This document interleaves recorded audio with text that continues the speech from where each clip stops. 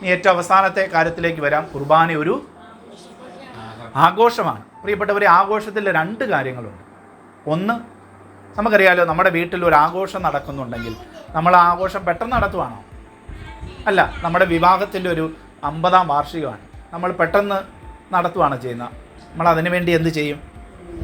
നമ്മൾ അതിനു വേണ്ടി ഒരുങ്ങും. കണ്ടോ, ആഘോഷത്തിലെ ഒന്നാമത്തെ കാര്യം ഒരുക്കമാണ്. രണ്ടാമതൊരു കാര്യമുണ്ട്.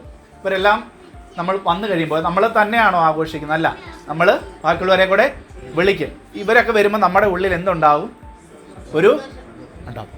അപ്പം ഈ ആഘോഷത്തിനുള്ളിൽ 2 കാര്യങ്ങളുണ്ട്. ഒന്ന് സന്തോഷവും, 2 ഒരുക്കവുമാണ്. സന്തോഷത്തെക്കുറിച്ച് പറഞ്ഞിട്ട് ഒരുക്കത്തെക്കുറിച്ച് പറയാം. സന്തോഷം എന്താണ്? വിളിച്ച ആളും വിളിച്ച് ചേർക്കപ്പെട്ടവരും തമ്മിലുള്ള കണ്ടുമുട്ടലിലാണ് സന്തോഷം.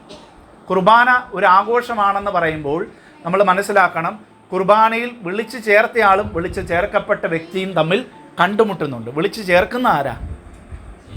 ഈശോയാണ്. വിളിച്ച് ചേർക്കപ്പെടുന്നവരോ? ഈശോയും നമ്മൾ തമ്മിലുള്ള കണ്ടുമുട്ടലാണ് ഓരോ കുർബാനയിലും നടക്കുന്നത്, അല്ലേ? അതെപ്പോഴാണ് നടക്കുന്നത്? കുർബാനയിൽ എപ്പോഴാണ് നടക്കുന്നത്? ഈശോയും നമ്മൾ തമ്മിൽ എപ്പോഴാണ് കണ്ടുമുട്ടുന്നത്? കുർബാന സ്വീകരിക്കുന്ന സമയത്താണ്. അതുകൊണ്ടാണ് അച്ഛൻ ആവർത്തിച്ച് എല്ലാ ക്ലാസ്സുകളിലും പറയുന്നത്, ഒരു കുർബാനയിൽ പങ്കെടുക്കുമ്പോൾ നമ്മൾ കുർബാന സ്വീകരിക്കണം. അവിടെയാണ് യഥാർത്ഥ കണ്ടുമുട്ടൽ നടക്കുന്നത്, അല്ലേ? എപ്പോഴും കണ്ടുമുട്ടലുണ്ട് കുർബാനയിൽ. പ്രാർത്ഥനയിൽ ഉടനീളം ഈശോയുമായിട്ടുള്ള കണ്ടുമുട്ടലാണെങ്കിലും ഈശോയുമായിട്ട് വ്യക്തിപരമായിട്ട് നമ്മൾ കണ്ടുമുട്ടുന്ന ഇടമാണ് കുർബാന സ്വീകരണം. അതിലാണ് സന്തോഷം. കണ്ടോ? ഇനി രണ്ടാമത്തെ കാര്യം എന്താണ്? ഒരുക്കമാണ് പ്രധാനപ്പെട്ടത്. അതിലേക്ക് വരാം.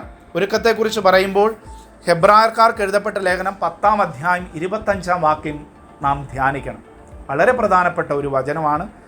അവിടെ നമ്മൾ വായിക്കുന്നത് ഹെബ്രായ 10:25 നമ്മൾ വായിക്കുന്നു, ചിലർ സാധാരണയായി ചെയ്യാറുള്ളതുപോലെ നമ്മുടെ സഭായോഗങ്ങൾ നാം ഉപേക്ഷിക്കരുത്. നമ്മുടെ സഭായോഗങ്ങൾ നാം ഇതൊരു സഭയാണോ? ആണ്. കാരണം നമ്മൾ ആരുടെ നാമത്തിലാണ് ഒരുമിച്ച് കൂടിയിരിക്കുന്നത്? ഈശോയുടെ നാമത്തിലാണ്. പക്ഷേ യഥാർത്ഥത്തിൽ സഭയായി നമ്മൾ സമ്മേളിക്കുന്ന ഇടവേതാണ്? പറഞ്ഞു, പള്ളി, അല്ലേ? നമ്മുടെ പള്ളിയാണ്. ഏത് ദിവസം? ഞായറാഴ്ച. പ്രത്യേകമായിട്ട് ഞായറാഴ്ച ഇടദിവസം നമ്മൾ സമ്മേളിക്കുന്നുണ്ടെങ്കിലും സഭയായിട്ട് നമ്മൾ സമ്മേളിക്കുന്ന ഇടം നമ്മുടെ പള്ളിയാണ്, ഞായറാഴ്ചയാണ്. തുടർന്ന് ദൈവത്തിൻ്റെ വചനം അച്ഛൻ വായിച്ചത് ഇങ്ങനെയാണ്, ചിലർ സാധാരണയായി ചെയ്യാറുള്ളത് പോലെ നമ്മുടെ സഭായോഗങ്ങൾ നമ്മൾ ഉപേക്ഷിക്കരുത്. മാത്രമല്ല, ആ ദിനം അടുത്ത് വരുന്നത് കാണുമ്പോൾ നിങ്ങൾ പരസ്പരം കൂടുതൽ പ്രോത്സാഹിപ്പിക്കുകയും വേണം. ആ ദിനം ഏത് ദിനം? ഉറക്കെ പറഞ്ഞേ.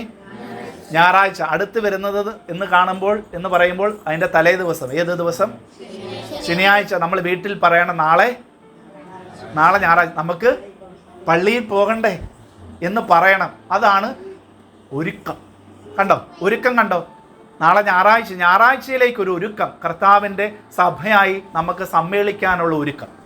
ആ ഒരുക്കത്തിലേക്കാണ് നമ്മൾ പരസ്പരം കൂടുതൽ പ്രോത്സാഹിപ്പിക്കണം. മോനെ, ജീവിത പങ്കാളികൾ പരസ്പരം നാളെ ഞായറാഴ്ചയാണ്. പണ്ടൊക്കെ അമ്മച്ചിമാരെന്ത് ചെയ്യുമായിരുന്നു? തലേ ദിവസമേ ചട്ടയും മുണ്ടുമൊക്കെ തേച്ച് ഞൊറിച്ചിലൊക്കെ ഇട്ട് വെക്കും. കാരണം നാളെ ഞായറാഴ്ചയാണ്, പള്ളിയിൽ പോകണം. ആ ഒരു ബോധ്യമുണ്ടായിരുന്നു. ഇന്ന് നമ്മൾ രാവിലെ എഴുന്നേൽക്കുമ്പോഴാണ് ഏത് കുർബാനയ്ക്ക് പോകണമെന്ന്. കുറച്ച് നേരം കൂടെ ഉറക്കം കഴിഞ്ഞിട്ട് വൈകുന്നേരത്തെ കുർബാനയും. ഉറക്കമുള്ളവരുടെ കുർബാന എന്നാണ് വൈകുന്നേരത്തെ കുർബാന, മടിയന്മാരുടെ കുർബാന. ഞാൻ കളിയാക്കിയതല്ല. എങ്കിൽ പോലും നമ്മളത് ശ്രദ്ധിക്കണം. കുടുംബമായിട്ടൊരു കുർബാനയ്ക്ക് പോകുന്നതാണ് നല്ലത്. കുട്ടികൾ തീർച്ചയായിട്ടും അവർക്ക് കുർബാനയുണ്ട് 9:30. ബാക്കിയുള്ളവർ ഒരു കുടുംബമായിട്ടൊരു കുർബാനയിൽ പോയി പങ്കെടുക്കുന്നതാണ് ഏറ്റവും അനുയോജ്യമായിട്ടുള്ളത്.